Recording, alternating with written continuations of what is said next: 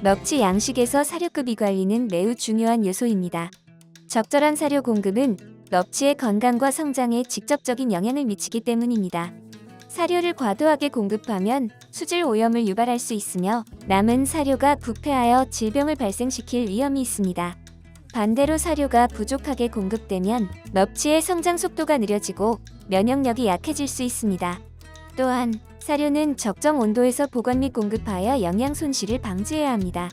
사료급이 관리를 철저히 하는 것은 넙치의 건강한 성장을 도모하고 양식장의 생산성을 높이는 데 필수적인 과정입니다. 효율적인 사료 관리는 양식의 성공 여부를 결정짓는 중요한 요인입니다. 사료는 고온 다습한 환경에서는 사료가 변질될 수 있으므로 서늘하고 건조한 곳에 보관해야 합니다. 또한 사료가 공기와 접촉하지 않도록 밀폐된 용기에 담아 보관하는 것이 좋습니다.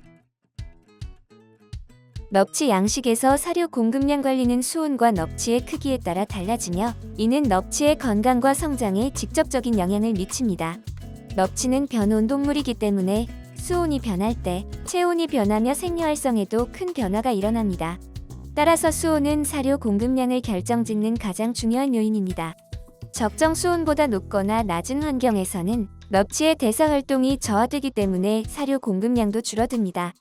초기 성장 단계에서 대사율이 높아 사료 공급량이 많아지지만 넙치가 성장함에 따라 대사율이 점차 낮아지면서 공급량도 감소합니다. 최적의 사료 공급량을 유지하기 위해서는 적정 수온을 유지하는 것이 중요하지만 대부분의 넙치 양식장이 유수식 시스템을 사용하기 때문에 수온 조절이 쉽지 않은 것이 현실입니다. 연구에 따르면 사료를 만복의 90% 수준으로 공급해도 동일한 성장 효과를 얻을 수 있습니다. 이는 사료 효율을 높이고 사료 비용을 절감할 수 있는 중요한 관리 방법입니다. 사료의 비중이 양식 경영비에서 큰 비중을 차지하기 때문에 이를 약 10% 절감하는 것만으로도 경영 효율을 크게 개선할 수 있습니다. 넙치의 최적 성장 수온 범위는 21에서 24도씨로 이 범위보다 낮거나 높아지면 사료 섭취량과 소화 능력이 줄어들게 됩니다. 자연수에 의존하는 넙치 양식장에서는 수질, 특히 수온과 용존 산소량이 사료 섭취량에 큰 영향을 미칩니다. 수온이 10도씨 이하 또는 28도씨 이상일 때는 사료 공급을 중지하는 것이 좋습니다. 특히 고수온 상태에서는 용존 산소량이 떨어질 수 있기 때문에 액화산소를 공급하여 용존 산소량을 10ppm 이상으로 유지하는 것이 중요합니다. 사료 섭취량이 증가할 때는 영양소 소화에 많은 산소가 필요하기 때문입니다. 용존 산소량이 부족하면 소화장애와 복수증이 발생하여 폐사를 초래할 수 있습니다. 효율적인 사료 공급량 관리는 양식장의 생산성과 경영 효율을 높이는 핵심 요소입니다. 지속적인 관찰과 데이터 수집을 통해 최적의 수온과 사료 공급 전략을 유지해 나가는 것이 중요합니다. 넙치 양식에서 사료 공급 방법은 사료의 효율성과 양식장 운영의 효율성을 극대화하는 중요한 요소입니다. 주로 사용하는 사료 공급 방법에는 수동 공급과 자동 공급기를 활용하는 방법이 있습니다. 수동 공급 방법은 양식장 관리자가 직접 사료를 수조에 투입하는 방식이며 국내 대부분의 양식장에서의 사료 공급 방법입니다. 이 방법은 넙치의 상태를 직접 관찰하면서 공급량을 조절할 수 있는 장점이 있지만 노동력이 많이 소모되고 양식장이 대규모일 경우 비효율적일 수 있습니다. 다음으로 자동 공급기를 사용하는 방법은 정해진 시간과 양에 따라 사료를 자동으로 투입해주는 방식입니다. 이 방법은 일관된 사료 공급이 가능하고 노동력을 절감할 수 있다는 장점이 있습니다.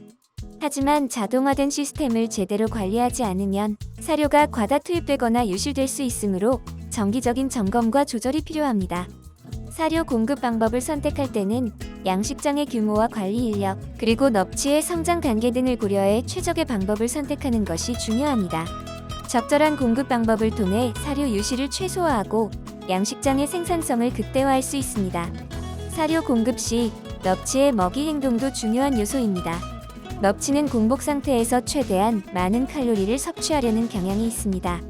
아침에 충분한 양의 사료를 섭취한 넙치는 오후에 상대적으로 적은 양의 사료를 먹는 반면 아침에 충분히 먹지 못한 경우 오후에 더 많은 칼로리를 섭취하려고 합니다. 공복 시간이 길어질수록 더 많은 사료를 섭취하려는 보상 행동이 나타납니다. 넙치는 군집 행동을 보이기 때문에 사료에 적응되지 않은 수조에서는 몇 마리의 개체가 먼저 사료를 먹기 시작하면 나머지 개체들도 이를 따라 먹기 시작합니다. 이때 먹이 부침이 잘 되어 있는 경우 개체들 간의 경쟁이 치열해집니다. 사료를 공급할 때는 적정량을 충분히 골고루 분배하여 개체 간 성장 차이를 최소화하는 것이 중요합니다. 또한 개체 간 성장 차이가 클 경우 선별하여 분조를 실시하는 것이 바람직합니다. 이를 통해 양식장의 효율성과 넙치의 건강한 성장을 도모할 수 있습니다. 넙치 양식에서 사료 공급 횟수는 수온과 넙치의 크기에 따라 결정되며 이는 넙치의 성장과 양식 효율에 중요한 영향을 미칩니다.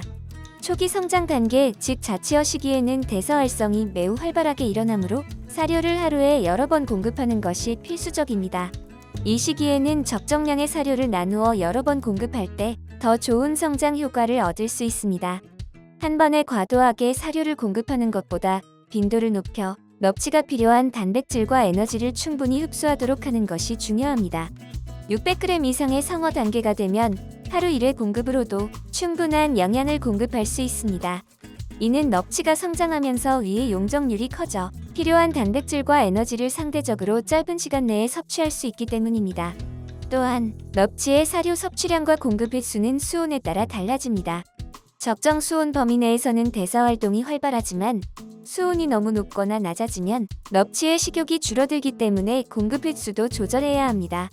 예를 들어 제주 지역의 넙치 양식장에서는 치어기에는 하루 3에서 5회 사료를 공급하다가 넙치가 자라면서 공급 횟수를 1일 2회로 줄이는 방식으로 관리합니다. 사료 공급 시에는 넙치의 행동을 주의 깊게 관찰하는 것이 중요합니다. 넙치가 먹이 공급자를 인식하고 수면 위로 떠오르거나 입을 내미는 행동을 보일 때가 공급 타이밍입니다. 사료 섭취 활동이 눈에 띄게 느려지는 시점, 즉 만복 공급의 한계 전까지 사료를 제공하지만 이때 과식을 방지하기 위해 경험이 풍부한 관리자의 판단이 필요합니다. 이처럼 사료 공급 횟수는 넙치의 성장 단계, 수온, 그리고 양식장 환경에 맞춰 조절하여 최적의 양식을 도모하는 것이 중요합니다. 정확한 관찰과 경험을 바탕으로 사료 공급을 관리하여 넙치의 건강과 양식 효율을 극대화할 수 있습니다. 넙치 양식에서 사료 크기는 넙치의 성장 단계와 맞추어 조절하는 것이 매우 중요합니다. 특히 자치어 시기에는 사료의 크기가 생존과 직결되기 때문에 더욱 신중하게 관리해야 합니다. 갓 부화한 자치어는 먹이의 크기와 운동성을 고려하여 적절한 크기의 먹이를 제공해야 합니다. 먹이의 크기가 자치어의 입보다 크면 섭취가 불가능하며 반대로 너무 작을 경우에는 에너지 소모가 증가하므로 적정 크기의 먹이는 자치어의 생존과 성장에 필수적입니다. 넙치는 하악골의 이빨을 이용해 비교적 큰 먹이도 섭취할 수 있지만 성장 단계별로 적절한 사료 크기를 선택하는 것이 중요합니다. 연구에 따르면 사료의 크기가 클수록 넙치의 성장이 빠르게 나타나는 경향이 있습니다. 큰 사료는 한 번의 섭취 활동으로 더 많은 칼로리를 얻을 수 있게 하여 개체 간의 먹이 경쟁을 줄이고 에너지 소모를 최소화할 수 있기 때문입니다. 그러나 사료가 너무 큰 경우 개체 간 성장 차이가 커질 수 있으므로 주의가 필요합니다. 펠렛 사료의 경우 너무 큰 크기는 소화 효율이 낮아질 수 있습니다. 큰 펠렛을 섭취하면 섭취 활동 에너지는 절약되지만 소화 효소의 공격을 받을 표면적이 줄어들어 소화 효율이 떨어질 수 있습니다. 따라서 적절한 크기의 사료를 선택하여 제공하는 것이 중요합니다.